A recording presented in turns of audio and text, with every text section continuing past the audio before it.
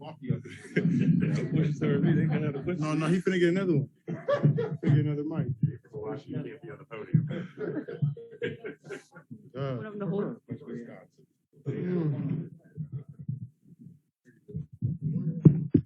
Y'all can just speak up. No. I'm still 90. Y'all know about what bro do. I'm still 90 seconds in this. You got time limit? What? They be taking too long, bro. They be having long conversations. For each of you, just you guys had 2 days off, so to speak. What are the pros and cons of having a time off, and was it able to sort of let you decompress a little bit? Yeah, having days off is some of the pros is get the rest. When you play those series, a game every other day, and you're traveling on most of the days, not a lot of time to get your body together. But having 2 days off and a week until we play, everybody get their mind right, able to focus and get their body back to where they want to get it to. Some of the cons is, there's nothing like game rhythm, game shape. So you gotta make sure you're doing all the stuff that you normally do to stay sharp. And I think we're doing a good job of doing that. Jordan, was it good for you? Yeah, being able just to get the rest anytime throughout these playoffs is huge. But being able to try to stay in game shape, stay a little active, not take too much rest and take a couple steps back, but just continue to be ready, but take as much opportunity as you can on the rest. We've talked the entire postseason about home court advantage and how it's a real thing, and you guys are undefeated here at Chase Center this postseason. I mean, along with having the rest of a week off, you guys are also starting the series here, so you don't have to hop on a plane and fly out to the East Coast. Just how beneficial is that to start it here, I guess? And yeah, that's the question. Being able just to start at home is huge, especially in the playoffs and even in the finals. Being able to start in a home crowd, get our home routine, the same thing we do practice-wise. Continue just to try to take care of business at home, how we have all series or all playoffs. And then try to get the ball rolling with the momentum that we have. Which one of y'all is more famous in Milwaukee? I don't know. Jordan Poole hot right now. He got his own street. Stop it. He got his own street. I'm trying to be like him. He hot right now. Nah, I don't got no street. But once he get paid, he can probably buy me a street. So definitely. You've taken on a part of the game that doesn't get all the glory. Jordan Poole gets the buckets and you're getting rebounds. Mm-hmm. Why did you do that? Why did you focus on becoming a better rebounder and even though it doesn't come with much of the glory? Rebound is something I always enjoy, just getting down in the paint, getting physical and doing the dirty work. And once I found that I can have a niche for me in the league doing that, and I find that would help our team win games, and that's my best way to make the impact on the offensive end. Was getting those extra possessions, something I just wanted to hone in on and really work at it. I made a lot of strides this year. I feel like I've always been pretty good at it. I always have my moments, but this year I've been way more consistent and really more locked in on it, and I've been able to make a difference. What makes you special at rebounding? Yeah, rebound is something that I love to do, and I'll take pride in being able to get offensive rebounds and try to push people around and get the crowd going and get the extra possessions, get guys like Jordan pull threes and play threes. So it's a lot of fun, and I like those moments. To follow up on the home court question, as I think Maddie pointed out, 9-0 at home in the postseason, only 3-4 on the road. How do playoff games feel different at home versus the road? Obviously, the crowd's a big part of it, but why do you think it makes such a big difference? And when you think about the regular season, you guys didn't really chase home court. You rested guys when you were hurt, and you barely got it over Miami and Boston. And it seems like it's going to be a big factor now. It's always special to play at home. They always say like role players play better at home. I don't know what it is to it, but just being able to go through your routine, be able to sleep in your own bed and prepare, watch film at home and do things that you're used to. It's just a lot more comfortable. It's a lot better to get the jitters out at home, and when the crowd's going for you, everybody's cheering you on. So it's just it's them 2 years not having fans, you can really tell the difference now when you got a full crowd and the crowd's going crazy. So it's just glad that the Chase Center is rocking like this, and they've been really giving us extra boost. After Game 5, Draymond was saying, during the regular season, we don't chase wins, we're chasing improvement. So it all kind of comes together this time. Mm-hmm. Starting with Kevon, you've had some wildly successful regular seasons as a team and then don't get the job done in the playoffs. You've had some, good regular seasons and get the job done. Do you kind of agree with that sentiment? And then does that kind of give you hope this season as you're going through ups and downs, guys in and out of the lineup, that as long as it comes together in the playoffs, that's what really matters? Right. Yeah. So that's something Draymond been preaching since I've been here. I remember the year when we won the 73 games and we were winning games, but we weren't playing really well. Draymond was saying, like, we're winning, but we got to, fix our habits. We developing bad habits, not playing good basketball. We got to figure it out. He's been echoing that every year.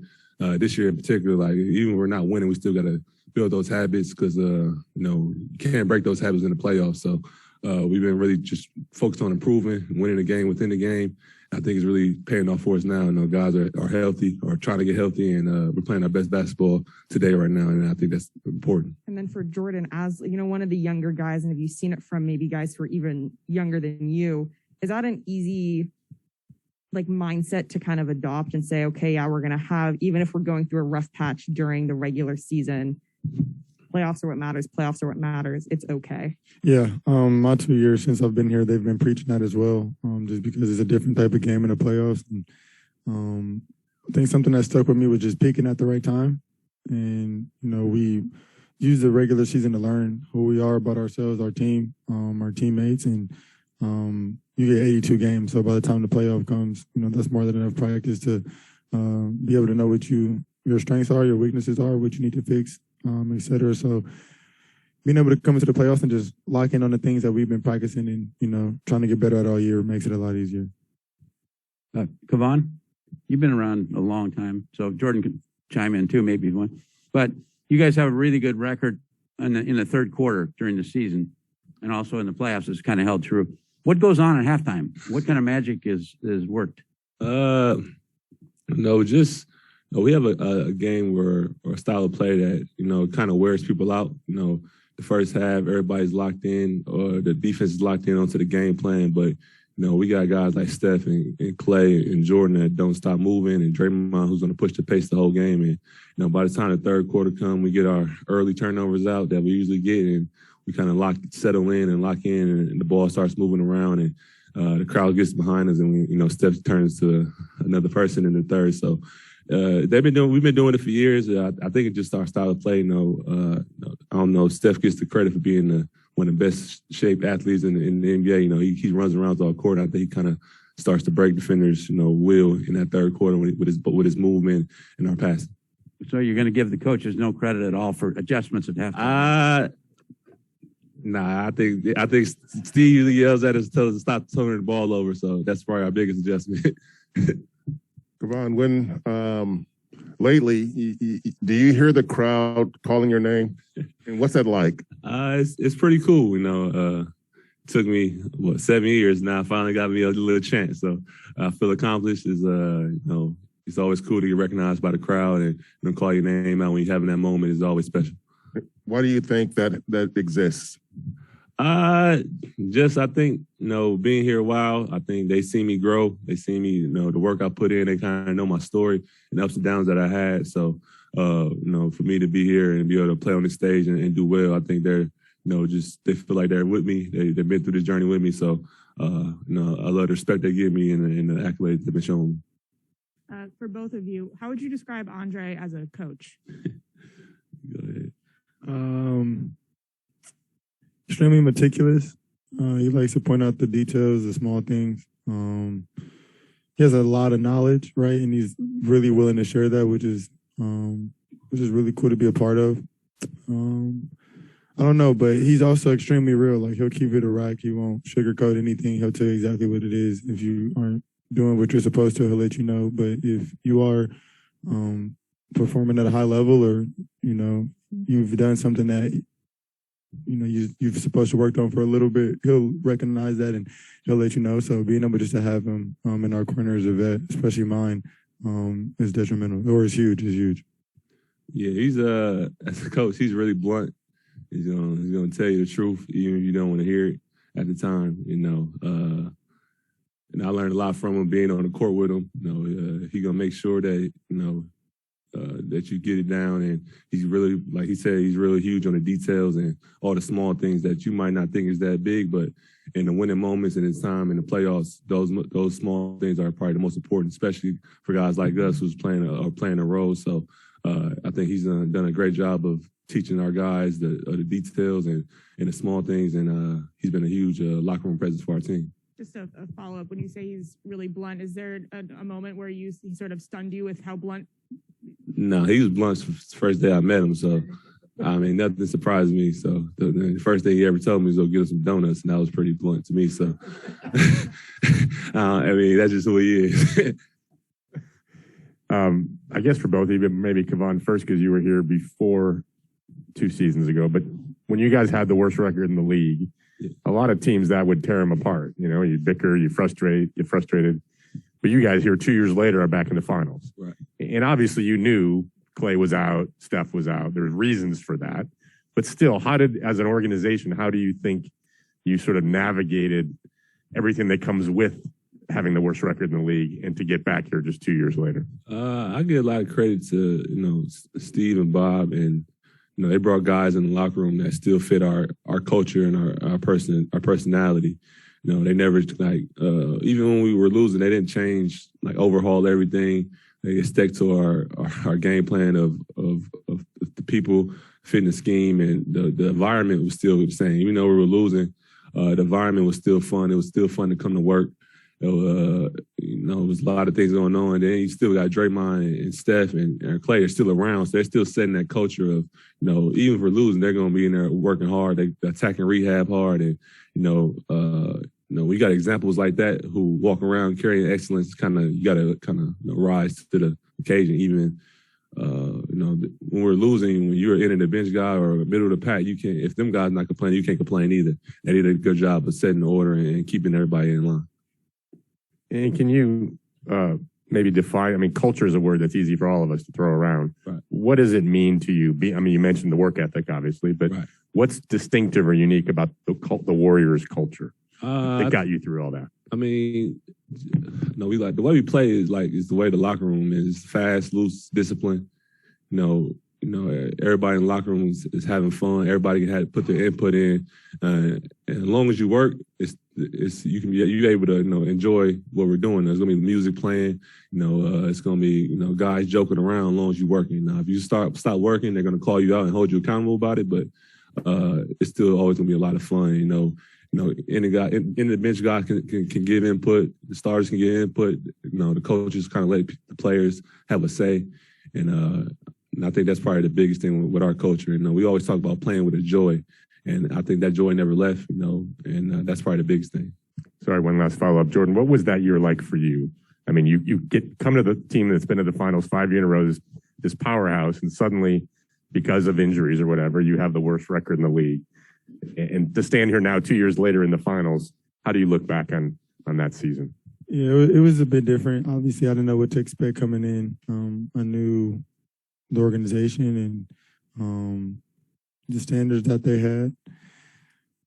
But obviously with Steph going down and Clay being out and having a couple of different players, just the best thing I could do is try to learn more so about the culture than anything, because obviously there were moving pieces. I think there's so many people that were moved my first 2 years here. And even though it was rough, like Loon said, we continue to have a joy, right? And you came in and you worked, and we weren't only building for that season or the next season. We were building for this moment right here. And the guys who were still around and having an impact on the work that we did daily just showed us that there was a bigger picture ahead. It wasn't just worried about that season or this season afterwards. And it's amazing to be a part of now, because this is kind of what I felt since day one, being able to have guys like Loon and Draymond and Clay and Steph around all the time. They were, telling us what we were preparing for. It wasn't like they didn't know. They knew exactly what it was. It was just a matter of time before we got back to where we wanted to be.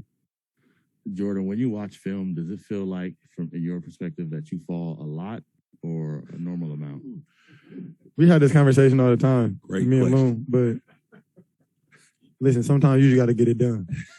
if I got to extend a little bit longer on the layup and I fall, look, it is what it is. I can't give you no answer. I just know it worked. Loon, do you have any advice to this guy on his feet? I just keep trying to figure out why I keep falling as well. He hasn't gave me a great answer yet.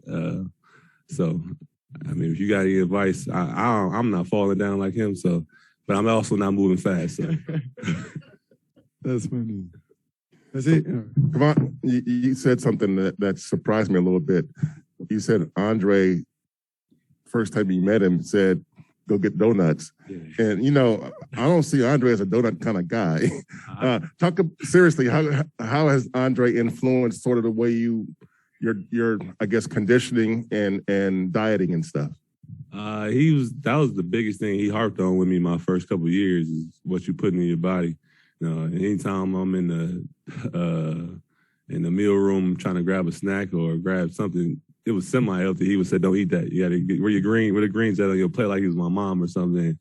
And it stuck in my head. You know, it helped me change my diet, change my way of approaching, basketball. It's just cause I'm used to coming out of college. I was used to just waking up, going to the gym, eating whatever, and just going to hoop. And he kind of taught me how to be a professional athlete, not just a basketball player, but an athlete. Learning what to put in your body is important. Your sleep, your training.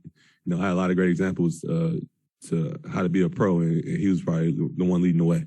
Do you think that him coming back this year, in particular, was kind of like really good timing for just him to rejoin this team? He was obviously so important to you in that first couple championship runs, but then as you're melding that core with new guys, was his presence that much more important? I think so. I think he's been huge for our locker room and for our team. He's a guy that not only can mentor the younger guys, but he's someone that Steph, Draymond, Clay can lean on in tough situations when he has a great feel to know when to talk to people, knowing when encourage or to yell at people. So he's been just a great leader for everybody. He's somebody that's, like he said, has a wealth of knowledge, and he doesn't mind sharing it on the court and off the court. So he's been a great example. He's somebody who's been through the fire. He's been through the wars.